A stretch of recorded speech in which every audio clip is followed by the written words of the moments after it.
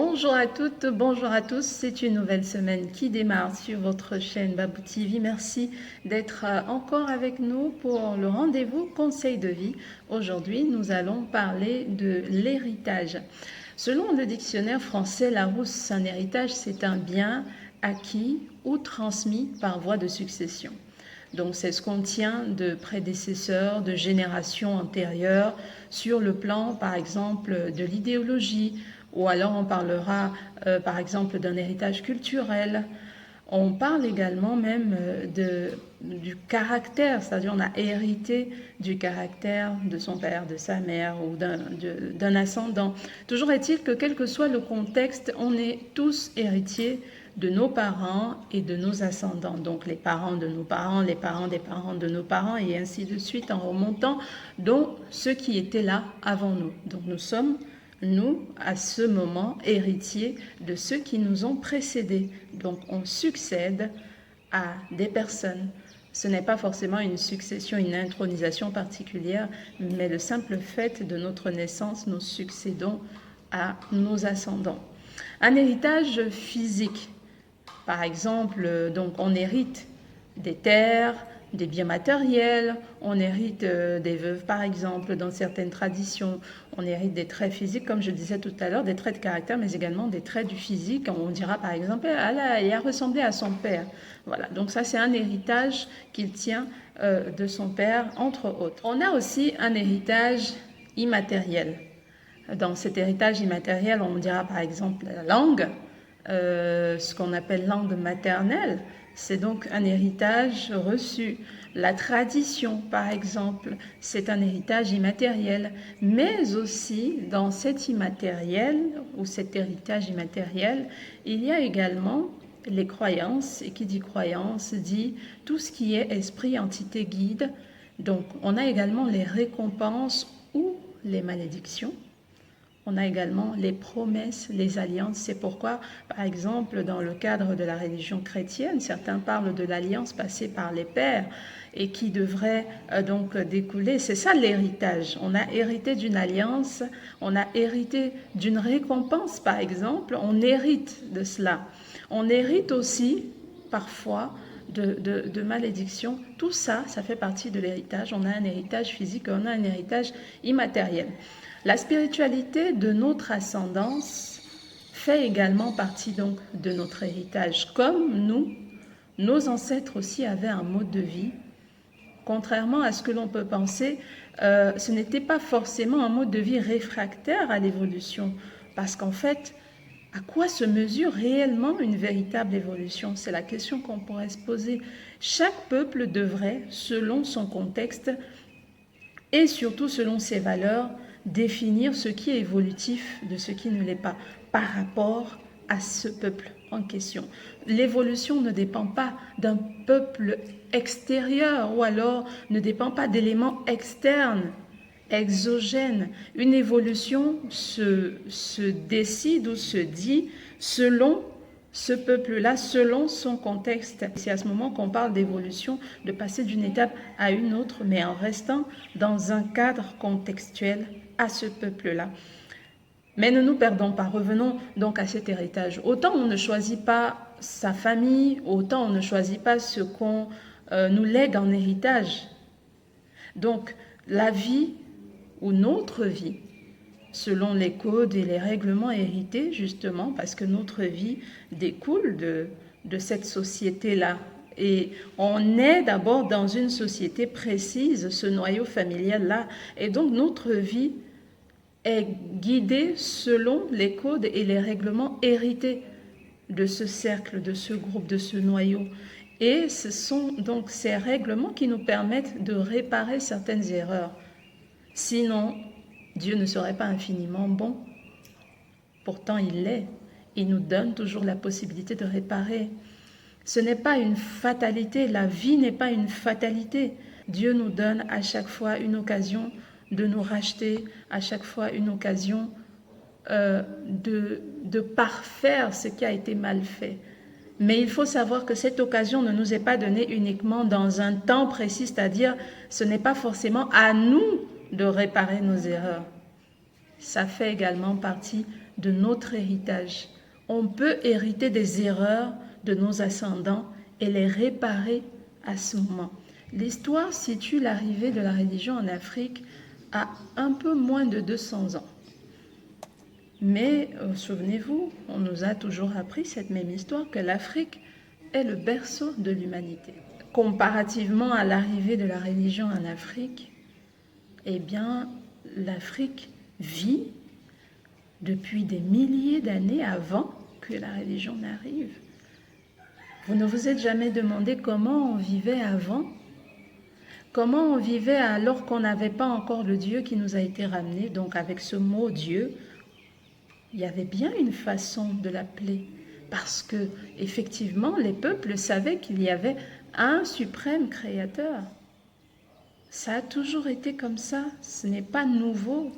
Il ne s'appelait peut-être pas Dieu, mais chacun lui donnait son nom parce que chacun avait foi en cette entité suprême-là. On priait déjà, il y avait de la prière. Il y avait certes des parts d'idolâtrie à ce moment-là, mais aujourd'hui encore, il y a beaucoup de parts d'idolâtrie, même dans certains groupes religieux. Donc ce n'est pas un problème d'hier uniquement, c'est un problème d'aujourd'hui et sûrement de demain, tant qu'on ne saura pas faire le discernement entre ce qui est de la foi, ce qui est de l'idolâtrie, de la religion, ce qui est notre identité et ce qui est de l'acquis, du copier. Et donc, une dernière question. Si on veut regarder l'exaucement, est-ce que vous pensez qu'à cette époque, avant qu'on ne parle d'une religion quelconque, il n'y avait pas de l'exaucement? Est-ce que les gens n'avaient pas, puisqu'ils priaient, ils demandaient des choses, est-ce que vous pensez qu'ils n'étaient pas exaucés? S'ils étaient exaucés, vous pensez que forcément, puisque certains disent non, c'est le diable qui exauce aussi. Donc, la base du monde aurait été faite sur du pas Dieu, en fait.